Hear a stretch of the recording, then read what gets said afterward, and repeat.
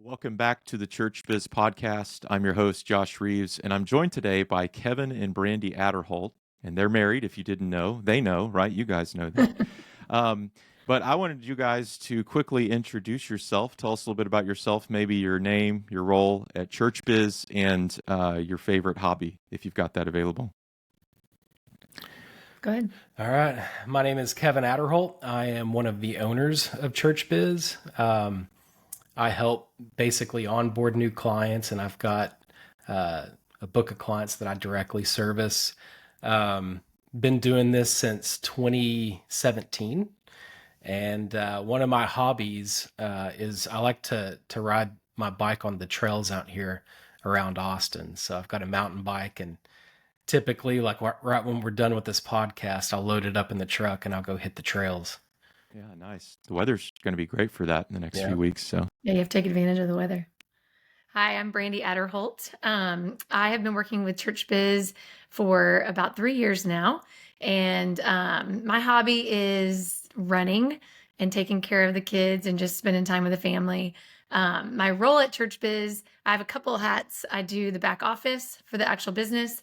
I take care of clients as the client service representative. And then I also like to help with like entity setups for nonprofits and churches.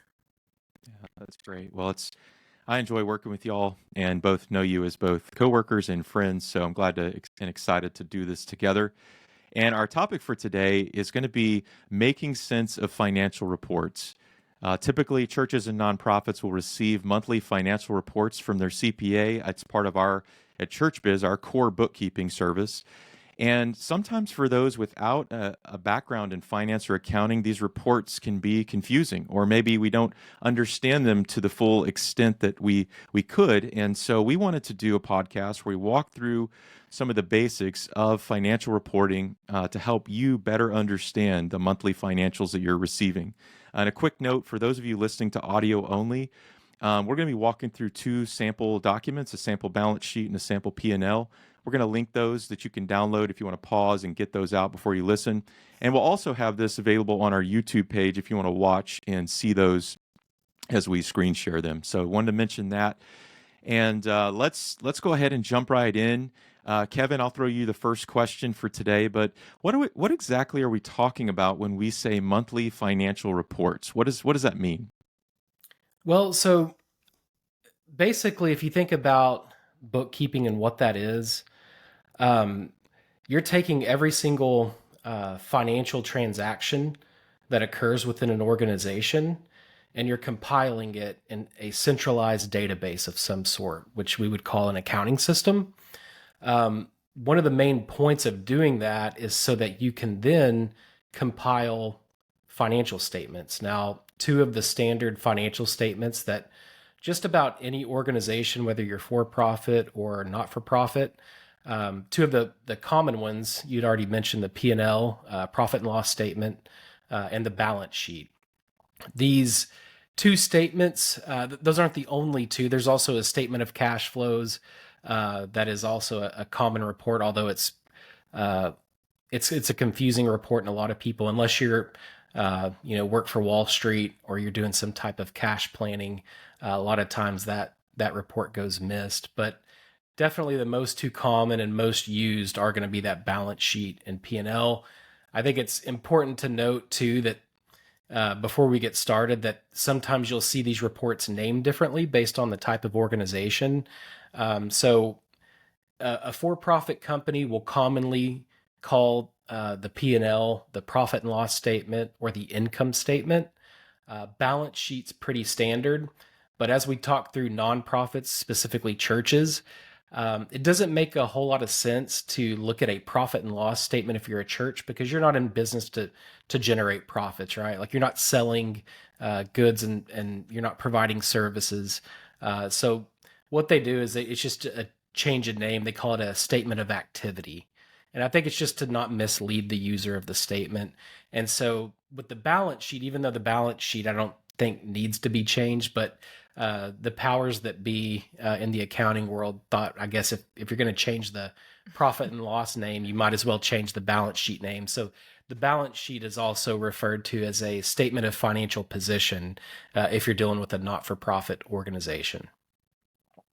Well, yeah, that's helpful. It's kind of like the roads here. Every road has a number and a name here in Round Rock. So they got to make it a little tricky, but that makes sense on the especially on the P&L. I can understand that. So with that, we're going to actually do a walkthrough of each of those.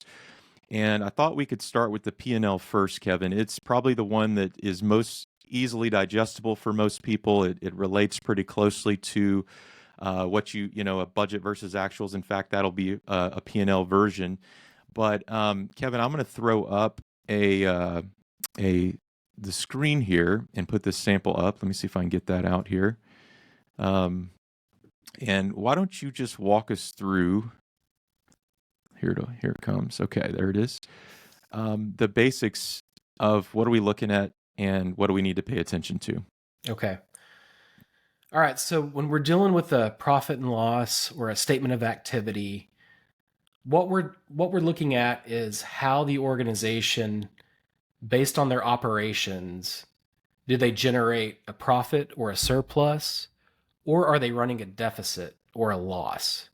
And so the types of accounts that we look for on a profit and loss are going to be the revenue that you generate, and that's always reported at the top, right? So in this example, you see general fund income. You also see interest. And then we compare that total with the cost of the organization. Now, it's important to understand that a profit and loss statement is going to be presented on a defined period of time. So the profit and loss statement, the second you get it, the first thing you need to do is check the time period. So in this report right here, we see it's for December 2023. All right, so that's very important. So P&Ls can really be compiled and reported on any period of time. It's not necessarily held captive by like a calendar or a fiscal year. But if you are going to report, let's say across periods, you need to define when that period starts and when that period ends. It's common for folks to do a monthly reporting cadence. And so like in this example that we're looking at here, it would be common to see a P&L that's just for a monthly period. Also, a regular cadence is quarterly. So it's common to get quarterly reports. And again, that would be defined on the face of the financial statement, on the face of the profit and loss statement, or annual totals. It's important to distinguish too for a lot of organizations what their reporting period is, whether they are a calendar year reporter or a fiscal year reporter. Calendar year is just January 1 through 12/31. Fiscal year can be any 12-month period that the organization chooses. There's reasons why an organization may want to elect some type of reporting period that varies from a calendar.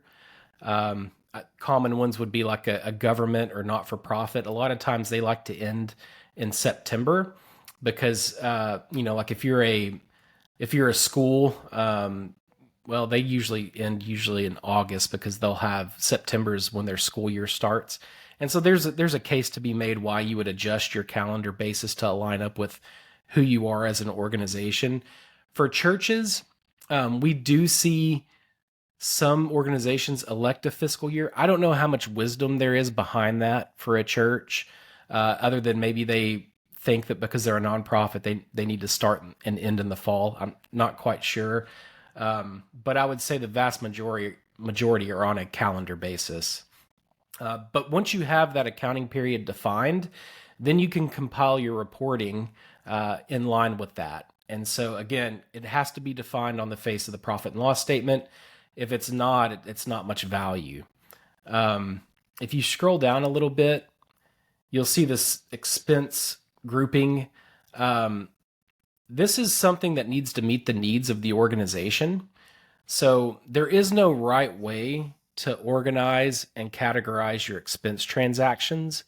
This is a common question that I get is, hey, how far do we have to itemize certain expenses? My answer is always try to line up your categories in the presentation on the P&L. try to line that up with how you plan those expenses. So in other words, okay, if you're going to set a budget and you were to fire up an Excel spreadsheet, how would you go and itemize in the Excel spreadsheet when you're setting, the next 12 months of expenses and planning? That's usually a good starting point to get that architecture in place. You can get fancy. You can group them. You see there you have operations as kind of a parent grouping, and you've got sub accounts underneath it that all kind of fall within operations. That's very common. Churches, obviously, they can choose to have different types of ministries. They may have a youth ministry, a men's ministry, and they may elect to have different groupings based on the different types of ministries they have. There is no wrong answer. Again, a bit of advice would be to try to set your chart of account structure and these expense structures that we see on your P&L to line up with what your budget and how that's presented, because that's how you're planning. But I would also, with that said, I would say it's probably a good idea not to get too granular. I've worked with a lot of churches where if I run their P&L, if I were to print it out on paper, it'd probably be, 10 pages long, and it's just something that's really not digestible. It's hard to use that report because it's so lengthy, and you may see a coffee supplies expense, and for the whole year there was, $70 charged to it. I would challenge a church to go back and think through kind of materiality on certain buckets and maybe start grouping expenses just for the sake of trying to simplify your reporting and making it more digestible. But once you get all that figured out, this statement is, it's pretty easy to understand. You see what money came in, that's your revenue. You see what money went out, and hopefully a clear picture of how it went out based on your classifications. And at the end of the period, you can see if you've got a surplus or income, or if you've got a deficit or a loss, based on kind of whatever verbiage you want to use. And really the only thing that I think can trip users up beyond that is sometimes in the world of accounting, it can be confusing as to, okay, the timing of certain transactions, right? So revenue is actually, it has a definition. And so here's a common example. What happens if you receive a $100,000 gift on December 31st of 2023, but it doesn't receive and hit your bank until, January 5th of 2024? That's a cutoff issue, right?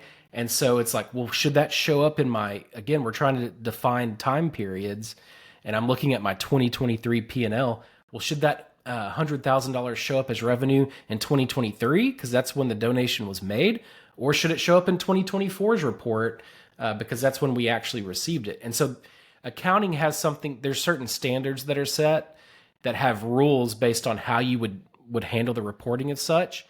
And not to get too technical, but that's where we get to cash basis accounting and accrual based accounting. Your organization needs to understand what method of accounting you're going to have in place. And there's not a wrong answer. You can pick one or the other, but whatever you decide to pick, you had better keep it consistent, or again, your reports aren't going to be they're not going to be valuable, and they're open for manipulation at that point, right? So maybe you're showing a deficit and you think, well, we're a cash basis reporter. We have been for the last 10 years, but let's go ahead and get that $100,000 revenue booked in 2023 to wipe out our deficit, right? So that opens up, people can get funny with accounting and change methodologies, and that's something that you really don't want to do. You want to pick a methodology and stick with it for consistency, because only then do you really get a clear picture of the surplus or deficit from your operations. Yeah, I was going to mention when you were talking about how to split up the different groups. Some organizations actually have like a director or a leader over, let's say, worship. So they might look at it that way because when expenses come in, they kind of own that smaller budget within a bigger operating budget, so to speak. Yeah.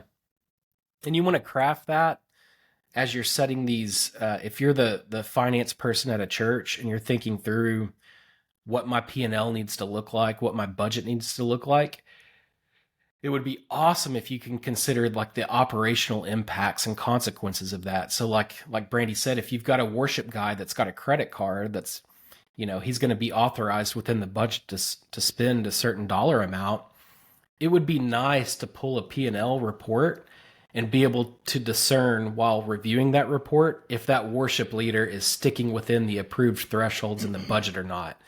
How you structure your chart of accounts or your expenses and how you group things can either highlight that or it can get hidden. And it's based on your, so there's a bit of an art to putting together these categories and groupings. Yeah, and chart of accounts is a fancy way of saying the name of the account, either income or expense. I've had that question come up before. Yeah, that's all. That's right. Yeah. I like all the fancy names, though. It makes you sound more, professional. So Exactly. Yeah. Brandy, anything you would add to the P&L? Any thoughts or comments? No, I mean, I think about, the comment Kevin made about this is your operating expense. This is the vision of and the purpose behind why your church or nonprofit exists. Taking it way back to like entity setup, you really want to define those areas, and that should be really the only thing that lives on your statement of activity, because that's why you exist. That's a very good point. So this P&L, one thing you need to gain from your P&L is how the organization operated. And so to kind of zoom out a bit, this is showing how, so we'll use a church as an example. This report should show how the church operated for a period of time. So how much money came in through, offerings from their congregation and from outside supporters. And then also how that church had spent those resources. Now, it's important too to understand that there could be ways that you spend money that aren't necessarily to support your operations. So an example is what happens in year 10, you decide to buy a church building and you put, a huge chunk of money down. That's a large expenditure that you wouldn't expect to see show up within the expense section of your operating P&L because it would be misleading, right? So you're buying that building to support your ministry on an ongoing basis for years to come. So it would be improper to record the cost of that all within one accounting period in the month that it happened, right? Or even the year that it happened. And so you do have to make sure that you kind of understand different types of expenditures may or may not show up on your P&L as an expense. Sometimes that stuff, we'll get to this later, but sometimes that stuff will carry over to your balance sheet.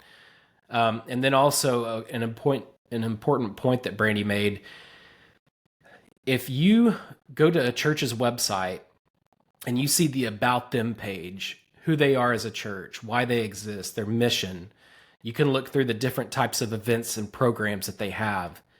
That should be reflected in your financial statements. Who you are as a church is reflected within your financial statements as a whole, but in particular in your profit and loss statement, because that's where you're, routinely on an ongoing basis spending money out of. So for a church to say that, maybe a big part of their mission is to go and support outside missionaries and to evangelize, and that's a big proponent of who they are as the church, you would expect that to show up in their P&L. You should expect to see outside giving to outside missionary organizations, right? And so that's important too, to try to connect who you say you are as a church to your congregation and to the public and to those outside, and then how you actually spend your money. That's important, and you hope that there's alignment there. Mm-hmm. And I just know from like a technical standpoint, not necessarily for a church, but for like a nonprofit that's applying for 501c3 status with the IRS, that's one of the things they're looking for. They're like, okay, who are you as an organization? You have to provide narrative for that. And they actually make you put in projected financials, right? And they want to see the classifications, and they'll even say within that application, I'm paraphrasing, but how you're spending your money should mirror who you say you are as an organization. And that's part of their review to see if you're, if they're going to approve you or not. Yeah, I want to mention one other thing, because Kevin brought up when he talked about the different, buckets. When you create your budget, there's a way that actually has to, you have to operationalize it. So let's say you want general fund income, but you want that split up by internal giving and external giving.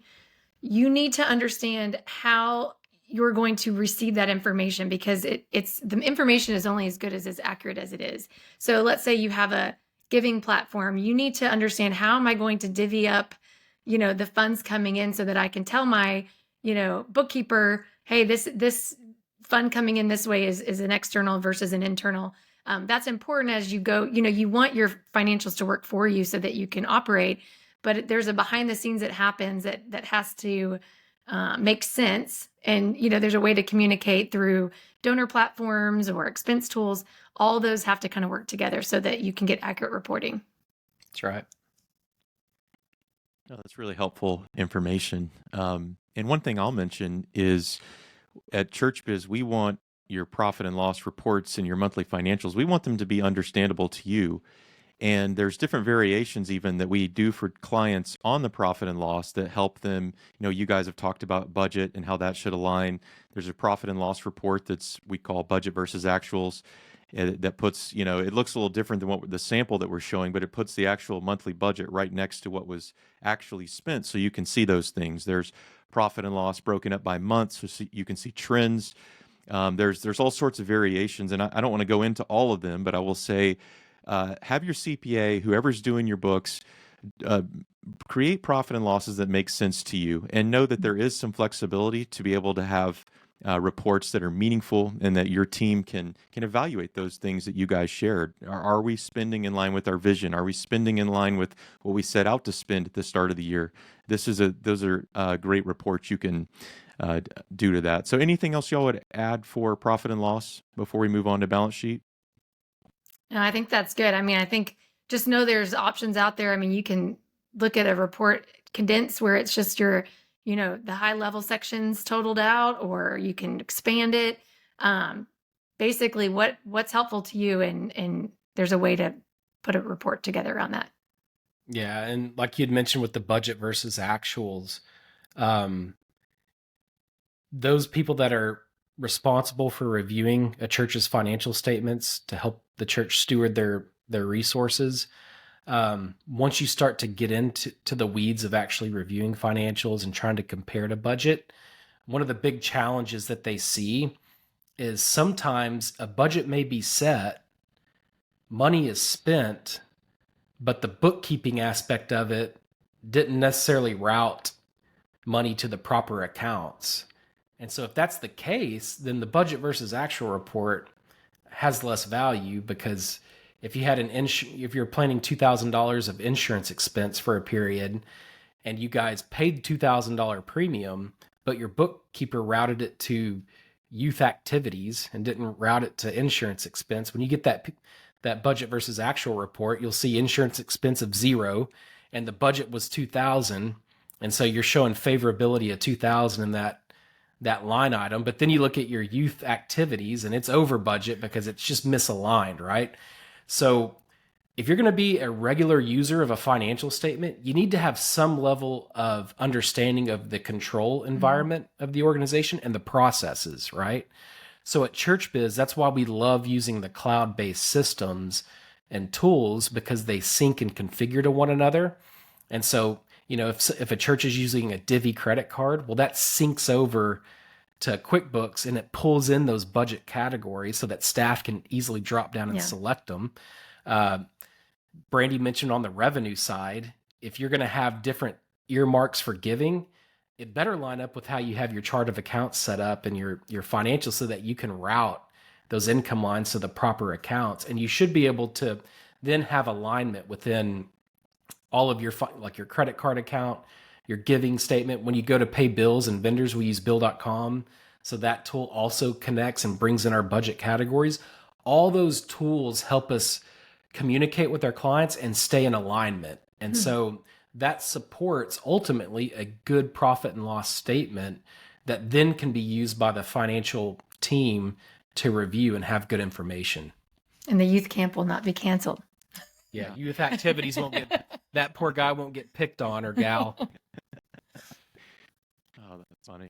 All right. Well, let me throw up the balance sheet and we'll move on to talking through the different parts of the balance sheet. And I know this one's probably a little more complicated and probably your average person's going to need a little bit more explanation. So, Kevin, why don't we just start at the top again and walk us through what are we looking at here in the balance sheet? Yeah, so the balance sheet's that's my favorite financial statement. um, I think if you really think about it, I mean, it's basically listing, this top section are your assets. So it's things of value that the organization has, right? And they should represent real-time financial like accounts, like bank accounts, for example, at a period of in time. One thing to call out with the balance sheet, I went into detail on the time period of a P&L, which is usually a range, right? Understand that a balance sheet is at a single point in time. So it's one day. As of December 31st. That's right. If you look on this example, it says as of 12/31. This balance sheet will change on January 1st, 2024. It will also be different from if you ran it on, December 30th of 2023. So it is on a exact point in time. And at that point in time, this statement's telling you, okay, church, here's your assets or like money that you have in the bank. Here are things that people owe you. That would be like, accounts receivable or like deposits in transit. So stuff that people have given that just haven't shown up in your bank account yet. We don't have any fixed assets in this example, but other assets would be like your building, right? That's a value. And all that stuff is presented at the very top of the financial statement on a certain day. Now, it's also important to know that this balance sheet, if you're going to use it in conjunction with the P&L, this balance sheet, for it to have value, needs to be dated the very last day of your reporting period for the P&L. So if your P&L is on a calendar basis, January 1 through 12/31, then your balance sheet, if it's going to be used in conjunction with that, and it should, needs to be dated 12/31. That balance sheet is of no use if it's December 20th. So it has to be 12/31. You can have standalone balance sheets without a P&L of whatever day you want, but if they're going to be presented along with a P&L, which that's usually the case almost 100% of the time, it's important that that balance sheet date is correct. And again, it's the very last day of the P&L's reporting period. Okay. Now, with assets, if you're telling me you've got $15,000 in a checking account on 12/31, I highly expect to be able to go pull up a bank statement or go online, go into that bank account and see $15,000 sitting in that account. And if I don't, then there needs to be a reconciliation that translates what the bank has versus what I'm presenting here on the balance sheet. So these are what you hear that's why bank account reconciliations are important, is because it provides the translation for what you would log in to see on your bank account and what you're actually seeing on your financial report. And there are really good reasons why my checking book balance is $15,000, but when I go log into Chase Bank, it's actually $20,000. But the reason why when I do the reconciliation is that we cut a check for $5,000 before 12/31 that hasn't cleared the bank yet.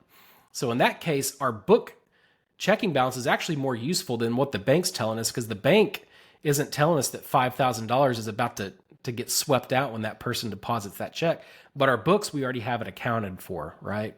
So that's common, right? People will ask, how come this balance sheet, I see my savings balance, I go and log in, same date, and they don't agree. Well, okay, there's a reconciliation, and that reconciliation is going to tell you the timing differences. And sometimes it can just be errors too. I actually was working on a client this morning, and we had a check post the bank, the same check 2 times. Once in October and then one yesterday. And then the same check cleared again yesterday. I won't tell you the name of the bank. I won't pick on them, but that should never happen. We catch that because we reconciled transactions and we see that that's already cleared. Yeah. So now we have to go and contact the bank and say, hey, give us our money back. You've already cleared this payment. There's an error somewhere with the bank. So reconciliation will not only tell you the timing things that are good and right, that are truly reconciling, that will clear over time, but also errors that can occur within either the books or, in this case, like with the bank. Yep. Other, assets, like, so you see a prepaid expense there. I don't know if this is the technically correct way to think about it, but it's how my mind works, and I think has been useful for people that aren't accountants. Sometimes the balance sheet is simply used as a holding place. And so let's say you have a transaction. So in this case, this prepaid expense of $1,500, this $1,500 payment right here is for 2024's men's retreat. All right, it's going to happen in March of 2024, but the venue required $1,500 down payment in 2023 for it. Well, I could spend that $1,500, which we did, and it cleared in 2023 so that they would hold our spot. I could have charged that to the calendar year 2023 P&L, but here's the problem: we didn't budget the 2024 event in 2023, right? We budgeted that in 2024. So what can we do? We can leverage this balance sheet and park that $1,500 instead of routing it to the P&L and it showing up as an expense in 2023. We can park it here on the balance sheet so that we can move the cash out and still reconcile the bank account. And then that $1,500 will eventually get journaled in March of 2024 to the P&L in the actual month that it occurred and the actual month that we planned for it to occur, so that our budget versus actual report looks pretty at that point. Yeah. So I kind of think about sometimes the balance sheet. If I know I have a transaction that shouldn't show up in a general operating P&L, a lot of times it's because I can just park it on the balance sheet until I can expect for that to occur. Now, we don't want to use the balance sheet to manipulate our financials, because that also could happen. We could have a big expense that we incur, but it would make us go have a deficit. And so instead, we just park it on the balance sheet so it doesn't show our P&L. So that's something to be aware of. And because of that, every person who's going to review a balance sheet should try to understand the account and what it actually represents, right? And so assets, again, are your bank accounts. That makes sense. People know what a bank account is and the money that's in there. Some of these other current assets, you just have to have a really good understanding of what they are. And if you don't know, you have to ask your bookkeeper, your accountant, someone who does know and is tracking those balances. Yep. You want to go down to liabilities? All right, liabilities, just think of, these are claims against your assets. So we looked at assets up at the top of the report. So then it's like, okay, who can lay claim to that money in the bank? Or who can lay claim to that fixed asset building, right? And so these are basically people that you owe money. They're creditors. That credit card, that's pretty self-explanatory. At 12/31, we owed our credit card company $400. Similar with your tax, like your payroll liabilities. At 12/31 of 2023, we owed the IRS $400. And then also with the retirement payable, we owed whoever our custodian is for that holds our staff 403B plan. We need to transfer $200 into staff accounts. We owe that money. You can sum up the current liabilities. You see that in total, once we factor in the credit card, IRS, and then maybe it's Vanguard or maybe it's Guidestone, whoever has your 403B, you see in total we owe about $1,000. So you can compare that to your assets up top, and you can say, okay, of all those assets that we have, $1,000 is claimed by someone outside of our organization, and it's legal. We have a legal obligation to use our resources, and it's usually always cash, right? We have to use our cash to settle that liability. And then whatever the difference is, whatever shakes out, whatever that, when you do the math, when you take your assets and you minus out that liability, then you arrive at your equity. And So it has to balance out. has to balance. That's right. Because at any point in time, you've got to take your total assets and you've got to answer the question, okay, how much does the organization have claim to those assets? In other words, how much ownership does the church or the organization, whatever organization's balance sheet we're reading, how much did they have claim to those assets? And then how much do outside parties have claim to those assets? Well, that's the point of breaking up liabilities and then having equity for like a nonprofit organization. It answers, of our resources, of our assets, we owe a certain amount of money.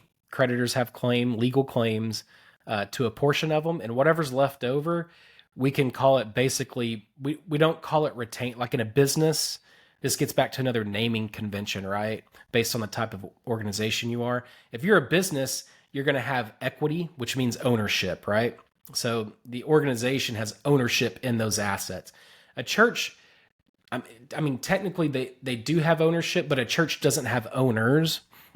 So instead they changed the name to net assets. So it's basically, that's why it's called net assets. It's your assets net of your liabilities to arrive at your net assets. And that basically is like the church's ownership in their assets that they have and that they're reporting on that particular date. Which is why you said it's important, because that net income or net asset number should be the exact same on your income statement or P&L for that same day. Yeah, and we'll highlight that real quick too. So we talked about the P&L, and what we're doing with the P&L is we're just getting a net income or a net loss. We could call that a surplus, operating surplus or operating deficit, however we use the name.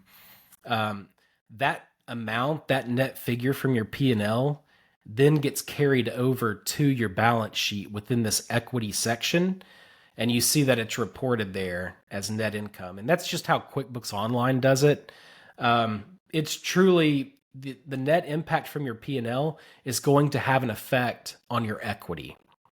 So it's either going to draw your equity down because you had losses, or it's going to build your equity up if you have profits or surpluses. And that's a component, and that's how you keep the old the old equation. That's how, it's the dual entry system of accounting where debits equal credits, right? And it's also the reason why the accounting equation, which is your assets equal your liabilities plus your equity, that always remains true because we pull that P&L into the equity section of the balance sheet. And that's why you have to use these reports, or it's most valuable to use these reports alongside each other because they affect each other, right? And that's exactly why the time period is critical to understand that. That's really helpful, Kevin. I have a quick question for you here at the bottom under equity. And you answered this a little bit, but for churches that they might see some of their equity, they might see some restricted net assets, and they might see some unrestricted net assets. Yeah. How are you to understand the differences between those two parts of your equity?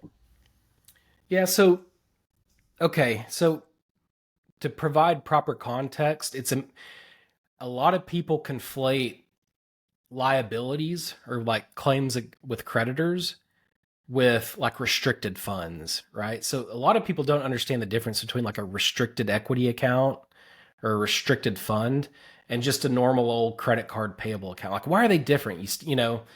And the answer is, the way that I think about it is once you get in the equity section, again, that is the church. We're going to use the church as an example. That is the church's ownership portion of their assets. Now the church then can internally designate what their free ownership of their assets, what purposes that they want to take those resources and delegate resources to. And so they can be internally designated by a church. That would be an example of a church deciding, hey, we've got net cash. Once we factor out our liabilities, we've got $100,000 in the bank, let's say. Let's go ahead and earmark 2,000 of that for benevolence, right? We want to go ahead and flag that. Well, what they're doing is they're establishing a fund, and in this case, it's a restricted fund, and in the sense that it's designated for a specific purpose. But in that case, there's not like a legal restriction against it necessarily. It can be internally designated, and a church can repurpose that as they see fit. So it's like basically taking the church's ownership resources and just deciding, okay, let's go ahead, because we're not a for-profit business, we're all about asset allocation. Let's go ahead and build funds within the money that we already have so that we can go ahead and purpose those funds for a particular project or program or initiative. So that's why you see these restricted net asset sections pop up. There's confusion too about, okay, well, you're saying it's not like a legal restriction, right? Well, sometimes that may not be true. And it gets to, we'll have an example. Let's say that Brandy and I wanted to give $100,000 to Redeemer at the end of the year. And we can put a condition on that. We could say, look, Redeemer, we've got $100,000 we're going to give to you. But let's say we want that solely for debt reduction. Let's say that Redeemer had a note on their building.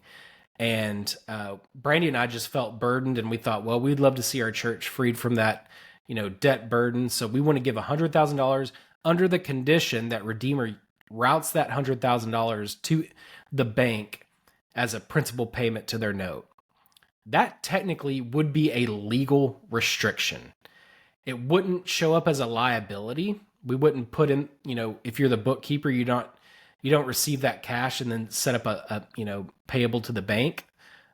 Instead, what you would do is you'd have a restricted fund, call it debt reduction, and park those funds there, because what it's saying is we've got, look at Redeemer's cash and asset totals, remove out their claims from creditors to get your net asset total. And then from that net asset, we have to parse out that 100,000 because we accepted that money on a contingency, meaning we know we have to go and move that, and we've elected to do so as the church, to spend that 100,000 as a principal payment to our note.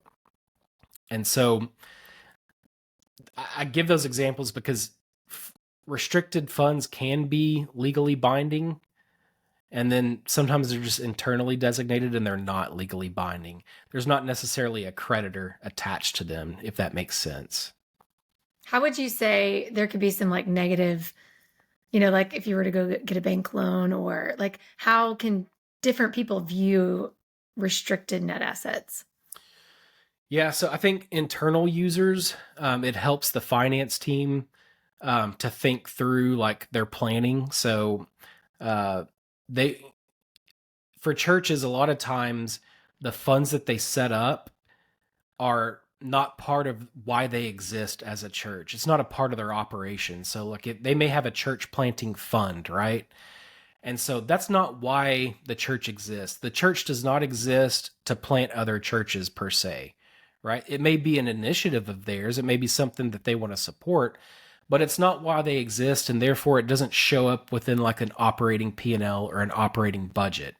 They may want to contribute to it, a portion of their operating budget to help fund church planting. That's fine.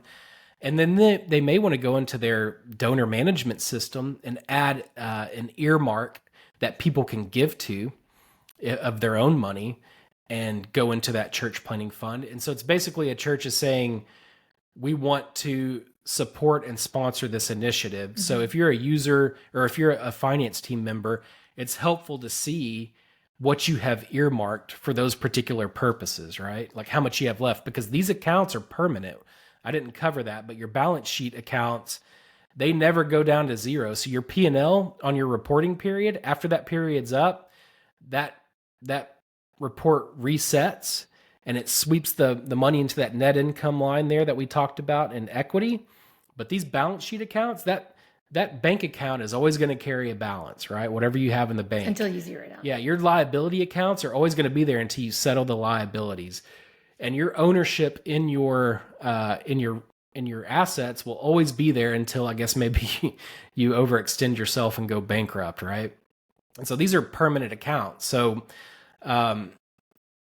internal users want to see those earmarks within equity. External users like a bank, their number one concern is that if they give you a loan and they know how much it's going to cost the church each month to pay back that loan.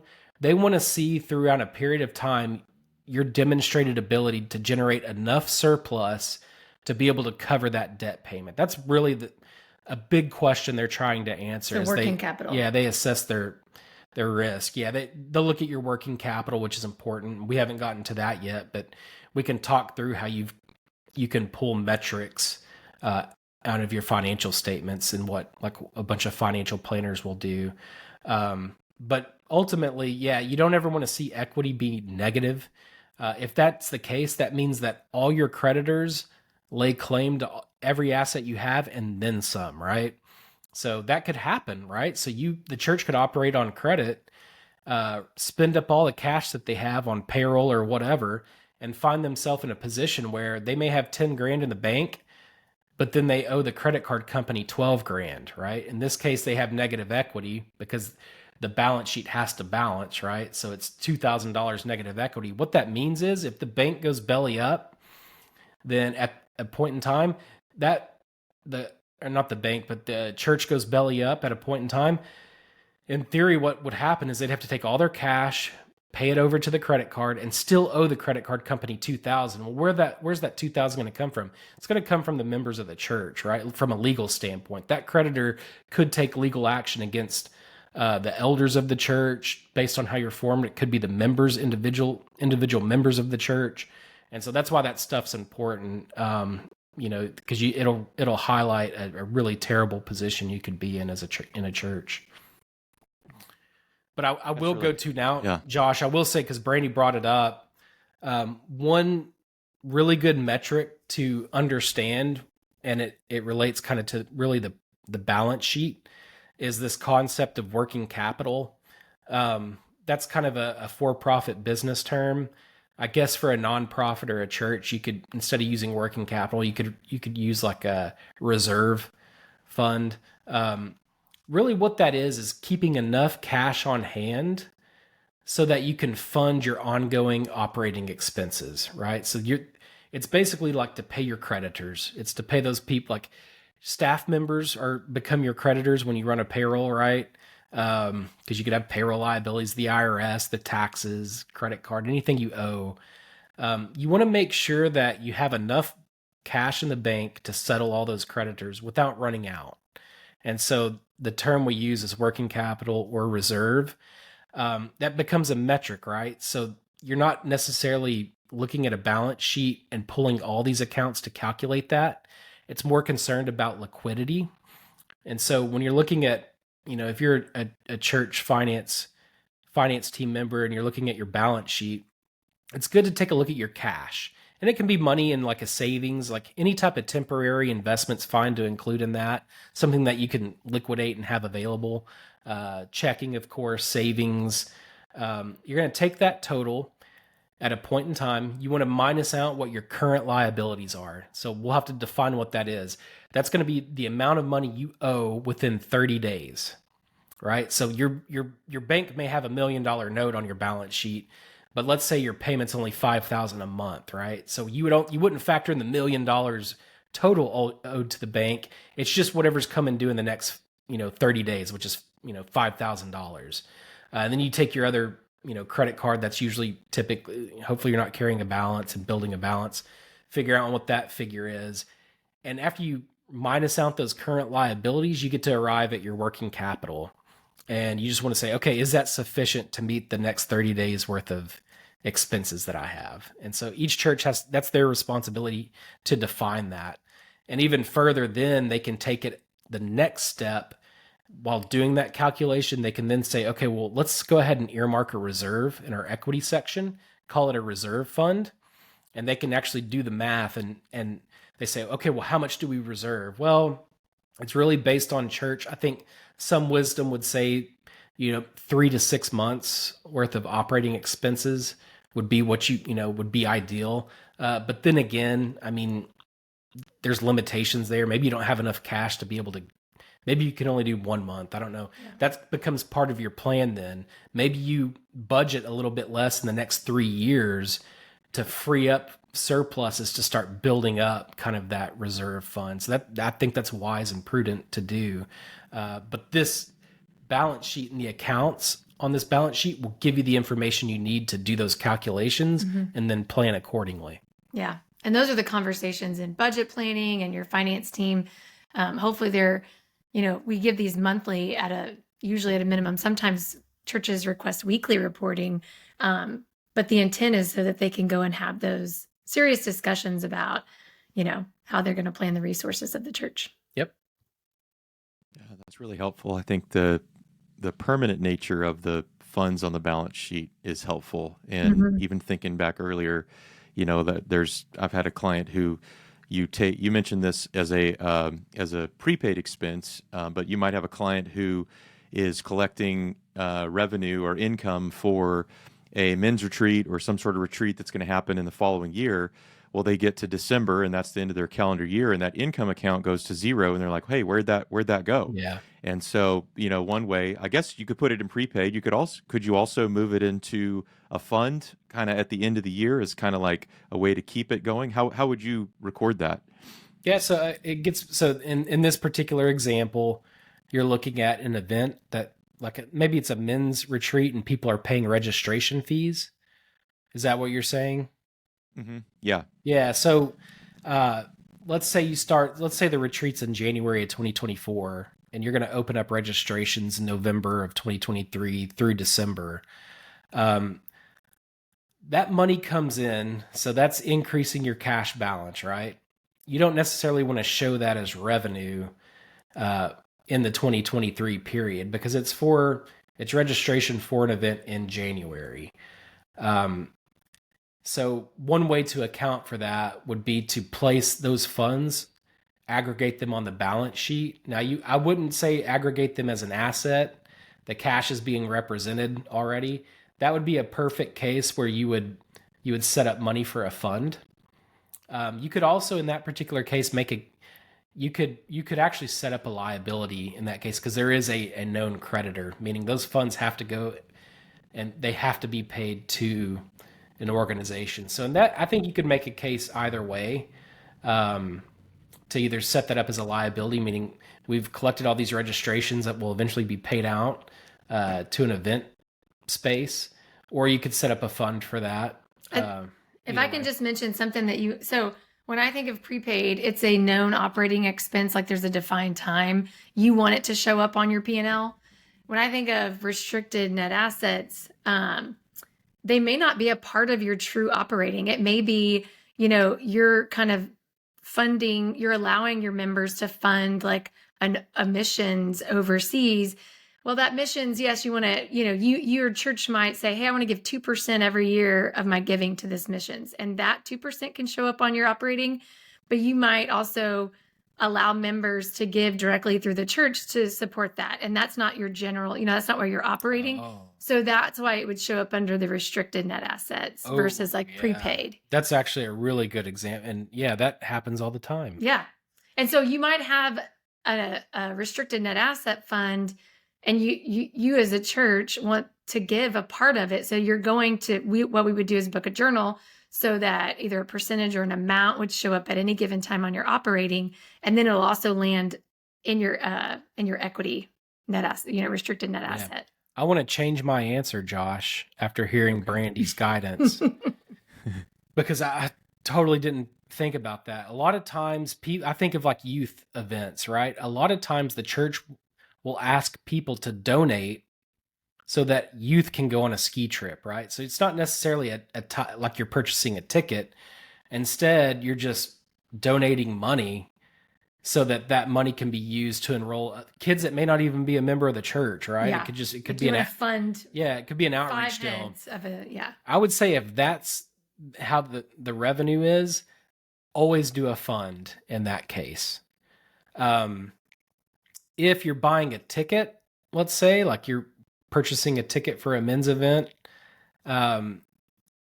instead of using like a liability, like I had mentioned, treating it as like a creditor, instead there is an account called deferred revenue, which shows up in your liability section. on the balance sheet that acts as that parking space, kind of like the prepaid assets, which I think is what kind of gets to your original question. In that case, if it's people are like buying a ticket or registering for an event and it's not necessarily like a donation, the proper classification for that would be called deferred revenue, and it functions just like prepaid expenses. It's really a holding place on the balance sheet so that then you can journal that registration income in the proper time period. Again, this may be beyond the scope a bit, but it gets back to your method of accounting, right? If you're cash basis, well, if you're a cash basis reporter, you need to represent that income as it hits your bank account. So if you've got registrations in 2023 that are for an event in 2024, that income's going to show up in 2023 because you're a cash basis reporter. But if you're accrual basis, you're trying to match that registration income to the actual time period of the event with the associated expenses. And so again, that's where it kind of gets confusing. That's why I think people obviously hire accountants, people with that trade knowledge to be able to manage that for them.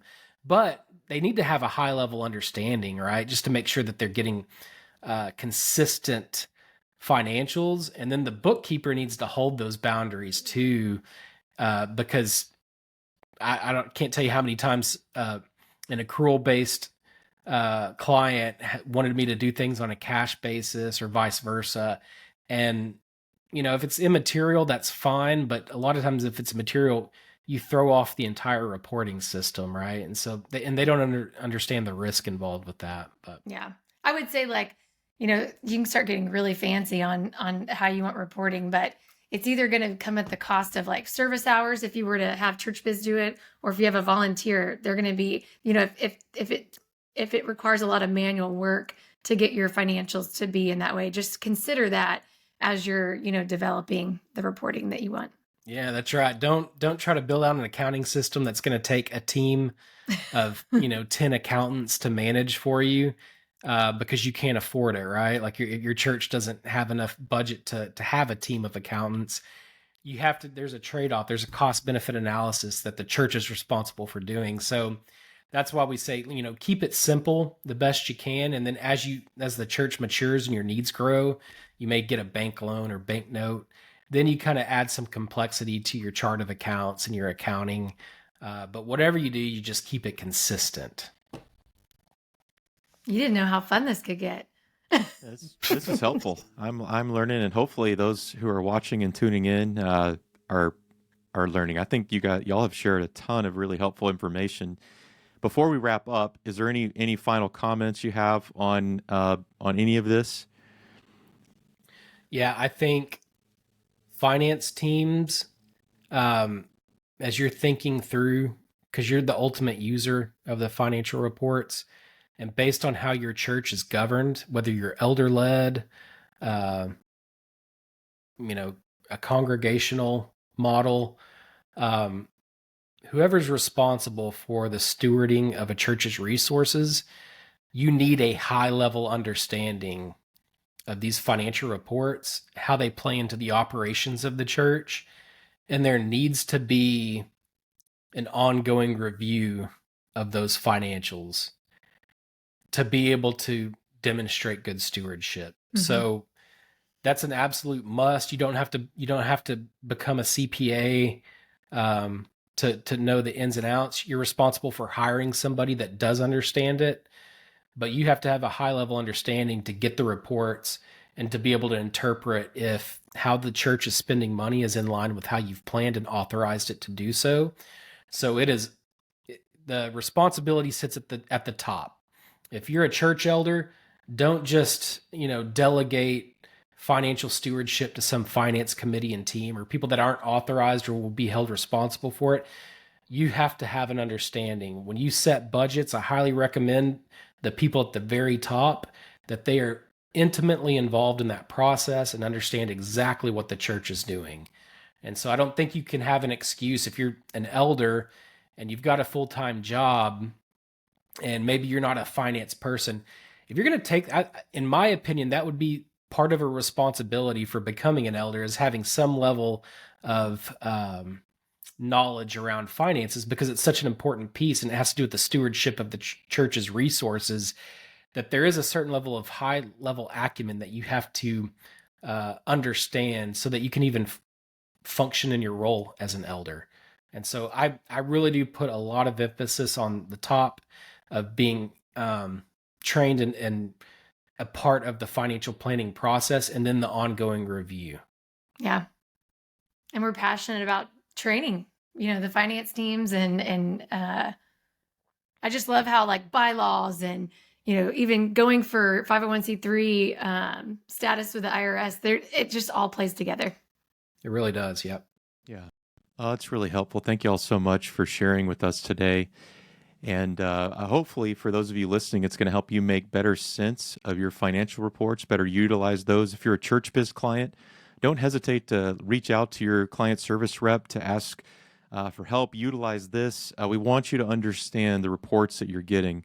There's meaningful data there, and it's important for you, like Kevin and Brandy said, to be able to interpret that and make sure that it's in line with how your church is meaning to spend that. So that's all we have for today. Hope you guys have a great week. You can check out our website for more content and resources. We'll sign off. Kevin and Brandy, I'll talk to you later. Everyone else, we'll see you next time. Thank you. Have a good one. Bye.